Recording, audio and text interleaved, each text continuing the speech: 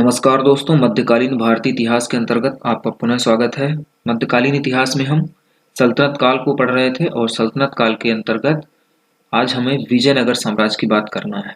विजयनगर साम्राज्य के अंतर्गत 4 वंशों का शासन होता है: संगम, सुलु, तुलु और अराविडु। इन 4 वंशों ने लगभग 400 वर्षों तक शासन किया था दक्षिण भारत में। और इन चारों वंशों में जो सर्वाधिक महत्वपूर्ण है, जिनके बारे में क्वेश्चन ज्यादा एग्जाम में बनते हैं, वो संगम वंश है और तुलु वंश है। बाकी सुलु और अराविडु से कोई क्वेश्चन खास बनता नहीं है। तो चलिए एक एक करके सारे वंशों के बारे में पढ़ते हैं, उनसे संबंधित प्रश्नों के बारे में जानकारी ले लेते हैं। विजयनगर साम्राज्य के सर्वाधिक ऐतिहासिक स्रोतों की प्राप्ति हमें कर्नाटक राज्य के आधुनिक शहर हम्पी से होती है। कर्नाटक का ये मानचित्र आप देख रहे हैं और कर्नाटक के मैप में एक आपको मिलेगा शहर प्रेजेंट टाइम में, जिसका नाम हम्पी है। तो हम्पी जहाँ पर है वहाँ पर कुछ साक्ष्य पाए जाते हैं। साक्ष्यों को आप यहाँ पर देख सकते हैं चित्र में। और ये साक्ष्य बताते हैं कि एक समय पहले यहाँ पर एक समृद्ध राजधानी रही होगी, जो विजयनगर की राजधानी रही होगी, और इसका प्रेजेंट नेम क्या है? हम्पी है। आपसे प्रश्न पूछा जाता है, विजयनगर साम्राज्य की राजधानी का नाम बताइए, हम्पी बताएंगे। और हम्पी वर्तमान में किस नदी के तट पर स्थित है? तुंगभद्रा नदी के तट पर स्थित है। यहाँ पर आप देख रहे हैं तुंगभद्रा रिवर आपको दिखाई दे रही है, यहाँ से आ रही है तुंगभद्रा ये, और तुंगभद्रा के यहाँ पर लगभग हम्पी शहर स्थित है। और यही पुराने समय में इस विशालकाय साम्राज्य की राजधानी रहा था। हम्पी के बारे में सबसे पहली जो जानकारी दी थी वो कर्नल कालिन मैकेंजी महोदय ने दी थी सन 1800 ईस्वी में। और इसका इन्होंने विस्तृत सर्वेक्षण करवाया था और इसका मानचित्र जारी किया था। इसके इस महत्व को देखते हुए यूनेस्को ने सन 1986 में हम्पी शहर को विश्व विरासत स्थलों की सूची में शामिल किया है, स्थान दिया है। अगर हम मानचित्र में देखें विजयनगर साम्राज्य की स्थिति, तो आपको ग्रीन कलर से दिखाया जा रहा है। और दक्षिण भारत में ये हिस्सा विजयनगर किंगडम कहलाता था। विजयनगर साम्राज्य के ऊपर आपको एक एम्पायर दिखाई दे रहा है, ये बहमनी साम्राज्य है और विजयनगर साम्राज्य का कट्टर दुश्मन है। इन्हीं में आपस में संघर्ष होता रहता है और यही बहमनी साम्राज्य आगे चल करके स्वयं भी नष्ट हो जाता है और विजयनगर साम्राज्य को भी नष्ट कर देता है। चलिए कहानी को आगे बढ़ाते हैं। स्टार्ट करते हैं संगम डायनेस्टी से, संगम वंश से। संगम वंश का शासन 1336 से लेकर के 1485 तक चलता रहा। जब उत्तर भारत में मोहम्मद बिन तुगलक का शासनकाल था, उसी समय दक्षिण भारत में हरिहर तथा बुक्का नाम के 2 भाई थे। उन्होंने 1336 में एक नवीन साम्राज्य की स्थापना की। इसका समय आपसे पूछा जाएगा, इस नवीन साम्राज्य की स्थापना कब की गई? और अपने पिता के नाम पर इस वंश का नाम इन्होंने संगम रखा। इस बात की प्रेरणा इनको माधव विद्यारण्य नामक एक संत ने दी थी, क्योंकि इसके अलावा विजयनगर साम्राज्य के अलावा पूरे भारत में मुस्लिम साम्राज्य था, मुस्लिमों का ही हर जगह पर शासन था। तो इनको प्रेरित किया गया हिंदू राष्ट्र के रूप में अपने राज्य को स्थापित करने के लिए, और हरिहर तथा बुक्का ने एक हिंदू राष्ट्र को यहाँ पर स्थापित किया था। हरिहर फर्स्ट के द्वारा किए गए कामों की बात कर लेते हैं। यहाँ पर कुछ फैक्ट्स लिखे हुए हैं जो आपके लिए काफ़ी महत्वपूर्ण नहीं है, इनको छोड़ करके हम आगे बढ़ते हैं। इसी के काल में विजयनगर तथा बहमनी साम्राज्य के मध्य संघर्ष प्रारंभ हो जाता है, जिसका कारण था रायचूर दोआब। मानचित्र में आप देख रहे हैं, यहाँ पर रेड कलर से दिखाया गया है रायचूर दोआब को। और रायचूर दोआब कृष्णा नदी आप यहाँ पर देख रहे हैं, और नीचे आप कृष्णा की महत्वपूर्ण सहायक और सबसे बड़ी सहायक नदी तुंगभद्रा देख रहे हैं। कृष्णा और तुंगभद्रा के बीच में एक दोआब का क्षेत्र स्थित है और ये दोआब रायचूर दोआब कहलाता है। प्रश्न आपसे पूछा जाएगा, रायचूर दोआब किन 2 नदियों के मध्य स्थित है? कृष्णा तथा तुंगभद्रा के बीच में स्थित है। साथ ही विजयनगर तथा बहमनी साम्राज्य के बीच आपसी झगड़े का सबसे प्रमुख जो कारण था वो कौन सा था? तो रायचूर दोआब को लेकर के था। रायचूर दोआब काफी ज्यादा उपजाऊ था। आप मानचित्र में यहाँ पर देख रहे हैं रायचूर दोआब को। काफी ज्यादा फर्टाइल होने की वजह से इन दोनों में आपस में संघर्ष बना रहता था इसको प्राप्त करने को लेकर के। आर्थिक दृष्टि से काफी महत्वपूर्ण था, तो ये कारण था इन दोनों साम्राज्यों के आपस में झगड़ने का। हरिहर फर्स्ट के पश्चात बुक्का प्रथम आता है। बुक्का प्रथम ने कुछ उपाधियां धारण की हैं। विजयनगर साम्राज्य संबंधित जो शासक हैं उनके द्वारा उपाधि जो भी धारण की जाती है वो प्रश्न पूछे जाते हैं। त्रिसमुद्राधिपति, क्योंकि इसने अपने एम्पायर का काफी ज्यादा विस्तार कर लिया था और समुद्र तीनों ओर से इसके साम्राज्य में टच होने लगा था, इस वजह से इसने ये उपाधि धारण की थी। अच्छा ज्ञाता होने की वजह से इसने वेद मार्ग प्रतिष्ठापक की उपाधि को धारण किया था। और बहमनी शासक मोहम्मद शाह ने इसके समय जब युद्ध किया इससे, तो पहली बार बारूदी तोप का इस्तेमाल किया था। आपसे प्रश्न पूछा जाएगा विजयनगर के किस शासक के खिलाफ बहमनी शासक ने बारूदी तोप का इस्तेमाल किया था, यानी किस शासक ने बारूदी तोप का इस्तेमाल किया था बुक्का फर्स्ट के अपोजिट में। तो मोहम्मद शाह का नाम आपसे पूछा जाएगा। इसके बाद बुक्का फर्स्ट के बाद हरिहर द्वितीय आता है और इसने महाराजाधिराज की उपाधि को धारण किया था। ऐसा करने वाला इस डायनेस्टी का पहला शासक था। इसने एक योग्य व्यक्ति सायण को प्रधानमंत्री का पद दिया और यही सायण आगे चल करके ऐत्रेय ब्राह्मण पर भाष्य लिखता है।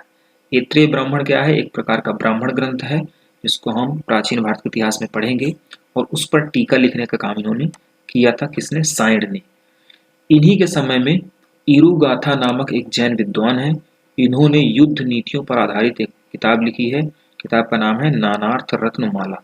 आपसे प्रश्न पूछा जाएगा नानार्थ रत्नमाला किस टॉपिक पर लिखी गई पुस्तक है? आप बताएंगे युद्ध नीतियों पर आधारित है। इसके पश्चात देवराय फर्स्ट आता है। देवराय फर्स्ट के समय महत्वपूर्ण घटना ये होती है कि निकोलो कॉन्टी नामक एक इटली का यात्री इसके दरबार में आता है घूमने के लिए 1420 ईस्वी में। ये निकोलो कॉन्टी की तस्वीर आप देख सकते हैं। इसने श्रीनाथ नामक व्यक्ति को, जो एक तेलुगु कवि थे, उनको संरक्षण प्रदान किया था और साथ ही साथ इसने बहमनी शासक फिरोज शाह के साथ सोनार की बेटी का युद्ध किया था। आइए जान लेते हैं सोनार की बेटी का युद्ध क्या है। प्रथल नाम की एक कन्या होती है जो एक सोनार की बेटी होती है, काफी सुंदर और वाक्पटु थी। इस बात से काफी ज्यादा प्रभावित हो जाता है देवराय फर्स्ट और इसको प्राप्त करने के लिए इसको पत्र भेजता है, जिसे प्रथल ने स्वीकार कर दिया। फलस्वरूप देवराय ने दोआब पर आक्रमण कर दिया। जिस स्थान पर सोनार की बेटी रहती थी प्रथल वहां पर अटैक कर दिया। देवराय फर्स्ट ने इस चीज को डिफेंड करने के लिए उधर से बहमनी शासक फिरोज शाह स्थान करता है और दोनों में आपस में संघर्ष होता है। अंततः देवराय प्रथम हार जाता है और एक संधि हो जाती है। इस तरह से प्रश्न आपसे पूछा जाएगा सोनार की बेटी का युद्ध किन दो शासकों के बीच में होता है? तो इधर से देवराय फर्स्ट हैं और उधर से फिरोज शाह हैं। इसने और आगे चल कर कुछ काम किए हैं। विजयनगर साम्राज्य के चारों ओर रक्षा दीवारों का निर्माण करवाया था सुरक्षित रखने के लिए। सिंचाई हेतु नहरों का भी निर्माण करवाया था। इसने कृष्णा और तुंगभद्रा नदी के मध्य बांध का निर्माण भी करवाया था और इस तरह से पेयजल की व्यवस्था नगर में करवाई थी। इसके बाद एक महत्वपूर्ण शासक देवराय द्वितीय आता है। देवराय द्वितीय ने कुछ उपाधि धारण की हैं जो काफी इंपॉर्टेंट हैं। गजवेटकर और इमाड देवराय, इन्होंने ये उपाधि धारण की हैं। इन्होंने श्रीनाथ को सार्वभौम की उपाधि दी है, खुद भी धारण की हैं कुछ उपाधियां और दूसरे को भी दी है। इसी के समय 1442 में फारस का यात्री अब्दुल रज्जाक, जिसकी तस्वीर आप यहाँ पर देख सकते हैं, तो अब्दुल रज्जाक नामक एक फारस का यात्री था 1442 में इनके दरबार में आता है। और इसको भेजा किसने था? तो आपने उत्तर भारत में जब पढ़ा है सल्तनत काल, वहां पर तैमूर को पढ़ा होगा। तैमूर ने भारत में आक्रमण किया था। तैमूर का उत्तराधिकारी या उसका नाती शाहरुख का ये दूत था और यहाँ पर भारत में घूमने के लिए आया था और भारत के कोझिकोड में उतरा हुआ था। एक बहुत ही इंपॉर्टेंट क्वेश्चन बनता है तुर्की धनुर्धारियों को लेकर के। प्रश्न पूछा जाएगा विजयनगर साम्राज्य का वह कौन शासक था जिसने अपनी सेना में तुर्की धनुर्धारियों को भर्ती किया था? तो आपको देवराय द्वितीय का नाम बताना है। देवराय द्वितीय ही वो व्यक्ति था जिसने अपनी सेना में तुर्की धनुर्धारियों को भर्ती किया था काफी ज्यादा मात्रा में। इसके बाद एक अगला शासक आता है मल्लिकार्जुन।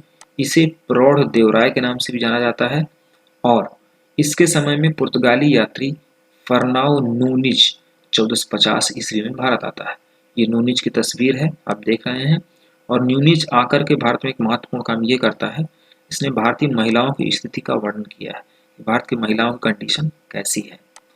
तो जितने भी विदेशी यात्री इनके समय में घूमने आ रहे हैं उनके बारे में नाम याद रखना है, किसके समय में कौन सा आया ये भी याद रखना है, और किस देश से कौन सा विदेशी यात्री घूमने के लिए आ रहा है वो मोस्ट इम्पोर्टेंट है। आगे चल करके संगम वंश समाप्त हो जाता और एक नई डायनेस्टी की स्थापना होती जिसको सालू या सुलू वंश कहा जाता है।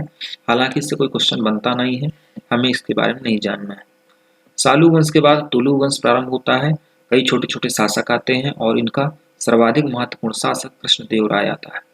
तो इस पूरे पूरे डायनेस्टी का कह दें या पूरे पूरे साम्राज्य का सर्वाधिक महत्वपूर्ण जो शासक है कृष्णदेव राय है। तो इसके बारे में डिटेल से हमको समझना है। इसकी उपाधियां आंध्र भोज, आंध्र पितामह, अभिनव भोज, इन उपाधियों को ध्यान रखना है, बहुत ही इंपॉर्टेंट है। इनकी एक अन्य उपाधि है यवन राज स्थापनाचार्य, ये भी बहुत ज़्यादा इंपॉर्टेंट है। क्यों ऐसा कहा जाता है? क्योंकि बीदर, हालांकि जो बीदर इनका दुश्मन था, बहमनी साम्राज्य का एक पार्ट था, एक प्रांत था, वहां पर यवनों ने आक्रमण कर दिया था और उस यवनों के आक्रमण से बीदर की सुरक्षा इन्होंने की थी। यवनों को खदेड़ दिया था देश से बाहर।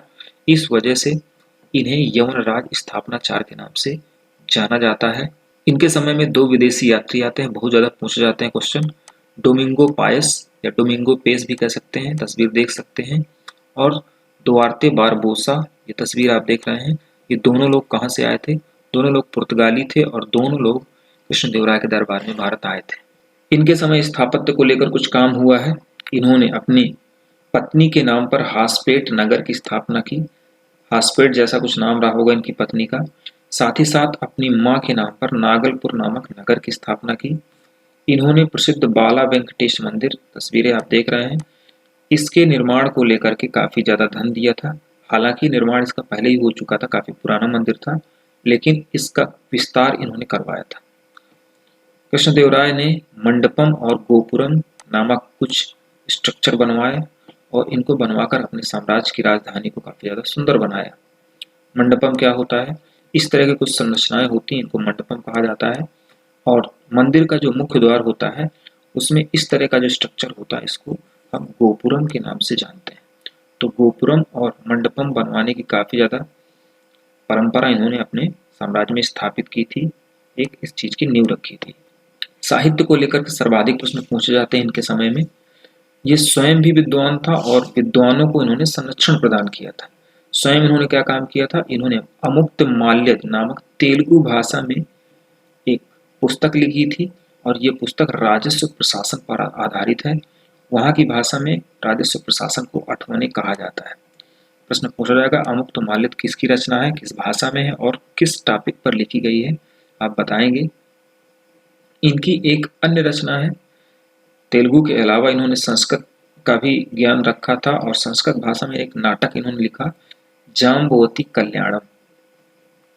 इसके अलावा कुछ अन्य लोग भी थे जो इसके दरबार में रहा करते थे। 8 सर्वश्रेष्ठ तेलुगु कवियों को इन्होंने संरक्षण दिया था, जिनको अष्टदिग्गज कहा जाता है।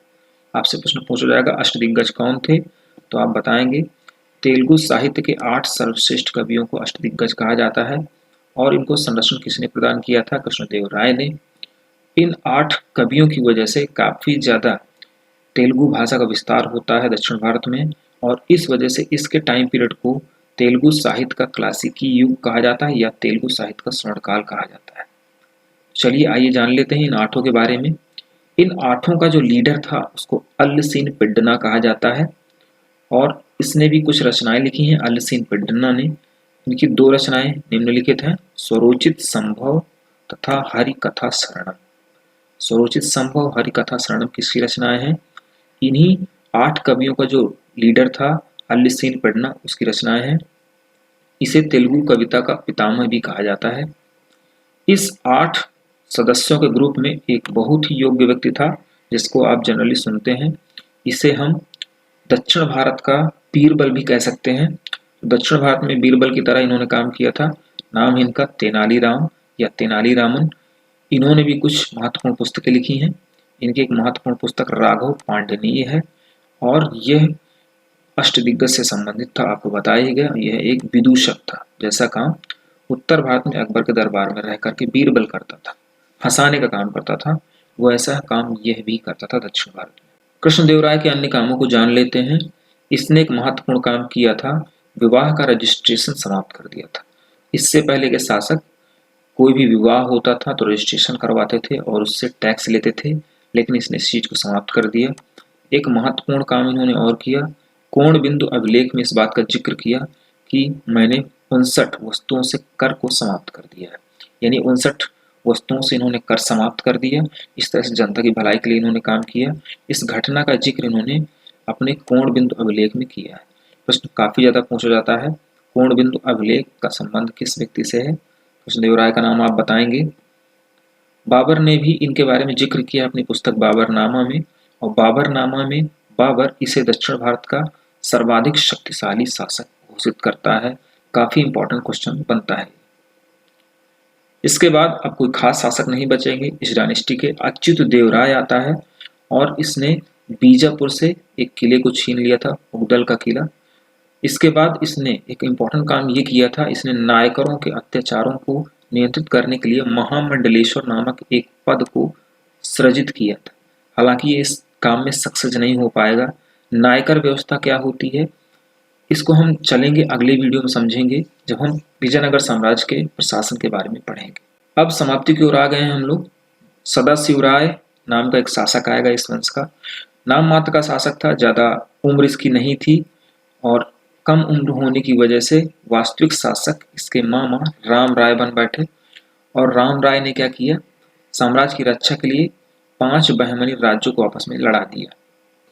ये बहमनी राज्य आपको यहाँ पर दिखाई दे रहे हैं मानचित्र में। यहाँ पर आपका गोलकुंडा है, ये आपका बरार है, पिंक कलर से बीदर है, बीजापुर है और अहमदनगर।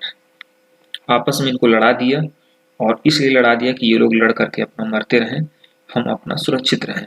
लेकिन बीजापुर का जो शासक था, आप यहाँ पर देखेंगे, बीजापुर का शासक इस बात को समझ गया, इस चाल को समझ गया और उसने अपने शासकों को, अपने प्रांतों को संगठित करने का काम किया और संगठित भी कर लिया। इस काम में वो सक्सेस भी रहा और संगठित करके इन्होंने अटैक किया किसके ऊपर, विजयनगर के ऊपर। और विजयनगर को 1565 में तालीकोटा के युद्ध में, इसको राजसी तांगड़ी, तालीकोटा, बन्नी हट्टी भी कहा जाता है, इस युद्ध में बुरी तरह से बर्बाद कर दिया गया और विजयनगर जो साम्राज्य की राजधानी थी उसको जला करके नष्ट कर दिया जाता है। इस तरह से विजयनगर साम्राज्य अब अच्छी तरह से पनप नहीं पाता है। हालांकि एक वंश और यहाँ पर शासन करेगा लास्ट में, आराविडु, 40 सालों तक, लेकिन उसका कोई मतलब नहीं रहता है। एक महत्वपूर्ण बात यहाँ पर जानने वाली ये है कि इन चारों प्रांतों ने मिल करके अटैक नहीं किया था, एक प्रांत छूट गया था। और वो प्रांत कौन सा छूट गया था, तो बरार। बरार इस संघ में शामिल नहीं हुआ था। ये प्रश्न बहुत ही इंपॉर्टेंट है। बरार समझ लीजिए कि दरार आ गई थी दोनों के बीच में, तो बरार शामिल नहीं हुआ था। बाकी चारों प्रांत जो आपको दिखाई दे रहे हैं, अहमदनगर, बीदर, बीजापुर और गोलकुंडा ने मिल करके अटैक किया था विजयनगर साम्राज्य के ऊपर। आपसे प्रश्न पूछा जाएगा कि विजयनगर को हराने को लेकर के जो संघ बनाया जाता है उसमें कौन सा प्रांत शामिल नहीं हुआ होता है, तो आप बरार का नाम बताएंगे। यहाँ पर लिखा हुआ है। बरार के इस संघ में शामिल ना होने का कारण भी यहाँ पर लिखा हुआ है, क्योंकि वो गोलकुंडा से दुश्मनी उसकी थी, इस वजह से गोलकुंडा इसमें ऑलरेडी शामिल हो गया था इस ग्रुप में, तो बरार शामिल नहीं हो रहा था। तालीकोटा के युद्ध के बारे में बहुत ज्यादा प्रश्न पूछा जाता है हर परीक्षा में कि तालीकोटा का युद्ध कब हुआ और विजयनगर साम्राज्य की समाप्ति का कारण कौन सा युद्ध था, तालीकोटा का युद्ध था। इसके बाद आराविडु वंश आता है, वेंकट द्वितीय नाम का एक शासक है। हालांकि कुछ खास इसमें महत्वपूर्ण बनेगा नहीं क्वेश्चन आपसे। इस टेबल में आप देख रहे हैं जो भी दक्षिण भारत में आने वाले विदेशी यात्री हैं उनके देशों का भी जिक्र मैंने यहाँ पर कर दिया एक साथ, तो इनको आप याद कर लेंगे। यहाँ से एक दिवसीय परीक्षाओं में या पीसीएस आदि परीक्षाओं में हर जगह प्रश्न पूछे जाते हैं। इस तरह से हमारा ये वीडियो यहीं पर समाप्त होता है। अपने अगले वीडियो में हम विजयनगर साम्राज्य के प्रशासन के बारे में अध्ययन करेंगे। अगर हमारे वीडियो आपको पसंद आ रहे हैं अपने दोस्तों को ज़्यादा से ज़्यादा शेयर करिए। मिलते हैं अगले वीडियो में, तब तक के लिए नमस्कार।